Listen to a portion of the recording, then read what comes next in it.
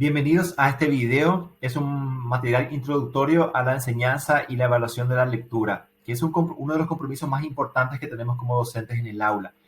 El material informativo y este video está basado en el libro Aportes para la enseñanza de la lectura, que fue publicado por el IESE, el Laboratorio Latinoamericano de Evaluación de la Calidad Educativa, como parte de los informes de la prueba TERCE. Por tanto, esta va a ser la base, y en el material de lectura que les hemos facilitado como parte del curso se encuentra el acceso donde podrán descargar el libro in extenso para su consulta. En este material se plantea una mirada, un paradigma más sociocultural de la lectura, entendiendo que cada uno de los niños y nosotros también los adultos formamos parte de una comunidad de hablantes en el que hay normas, reglas implícitas y explícitas que tienen que ser abordadas en el momento de la enseñanza de la lectura y la escritura. Esto supera un poco o complementa la mirada cognitiva de la lectura y la escritura, que da más énfasis a los procesos cognitivos que están implicados, que no es un aspecto menor, son cuestiones complementarias y no excluyentes, ¿verdad? Entonces, leer implica procesos distintos en diferentes niveles. La competencia lectora se va aprendiendo, por tanto, a lo largo de la vida, y no es lo mismo lo que leemos cuando somos niños, cuando somos adolescentes, cuando somos adultos. El nivel de complejidad y el contenido va variando. Entonces, la competencia lectora va cambiando, cambian los textos, cambian los soportes. Hoy la digitalización es muy fuerte, cambia el tipo de información y, por supuesto, va cambiando el tipo de lector. Entonces, el aprendizaje se vuelve más amplio, multidimensional, requiere la movilización de capacidades cognitivas, afectivas, y en este caso estamos dando mucho énfasis al tema de la inserción social y todas las normas sociales de la comunidad de hablantes de la que somos parte.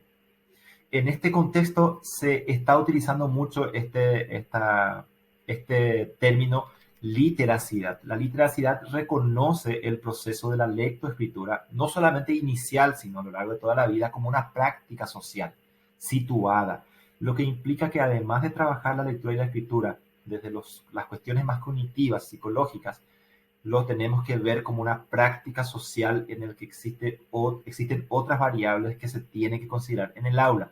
Sobre estos aspectos, en el material de lectura se da mayor amplitud.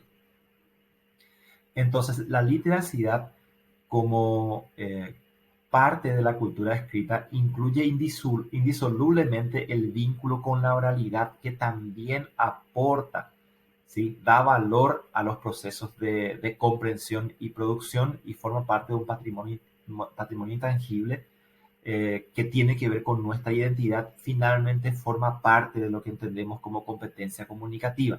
Así es que este concepto de literacidad aporta esta mirada de lo social, lo cultural y lo integral en términos de desempeño comunicativo en un contexto en una comunidad de hablantes, ¿verdad?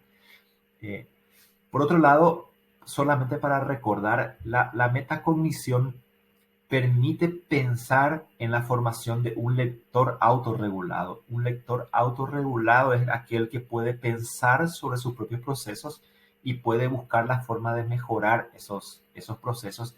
Y en ese punto, la metacognición es un aspecto absolutamente esencial. Por otro lado, cabe recordar que la lectura está muy relacionada con la vida cotidiana. Por tanto, cuando enseñamos a leer a los niños, estamos enseñándoles a desenvolverse en el mundo de hoy, en el mundo del siglo XXI, atendiendo toda la dinámica que implica social y culturalmente este escenario que tenemos hoy en día, en el que, por ejemplo, la presencia de los textos digitales y el contexto virtual es muy fuerte, y necesitamos preparar a nuestros niños para poder desenvolverse en ese contexto, además de interactuar con el papel, ¿verdad? Entonces, algunas preguntas que podríamos hacernos nosotros, que no lo vamos a responder ahora, pero que nos permite seguir avanzando en la reflexión, es: ¿cuáles son los desafíos de lectura que tienen los lectores en este momento de la historia, que quizás sean diferentes de los lectores de hace 50 o 100 años atrás? qué tipos de textos son los más utilizados, cuáles son los formatos y soportes que más se utilizan en las interacciones sociales, y las respuestas a estas preguntas tienen que tener impacto en nuestras estrategias de enseñanza. La lectura como un acto social y cultural es lo que estamos planteando, además de esta mirada psicogenética, más cognitiva de la lectura. Esto implica reconocer las unidades y las reglas del lengua.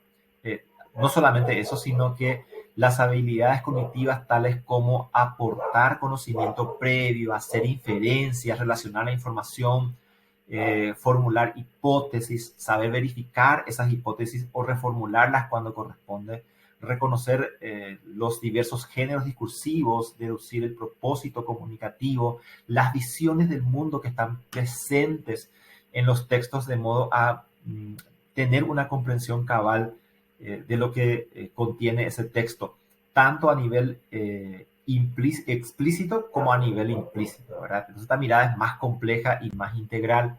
Formar estas habilidades no es fácil y constituye un gran desafío, pero en expresión de Daniel Cassani son las armas que debemos esperar que tengan los ciudadanos del presente y del futuro para que participen acabadamente en una comunidad democrática, plurilingüe, pluricultural, científica y digital también. Y miren que Cassani lo dijo ya en el 2004, esta expresión de este autor español está más presente aún en este momento.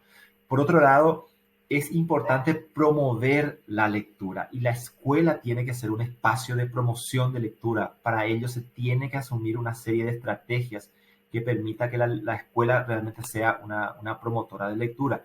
Pero además, la escuela no está sola, la familia tiene que ser promotora de lectura. En la casa se tienen que crear espacios de lectura y tiene que haber un ambiente que promueva la lectura.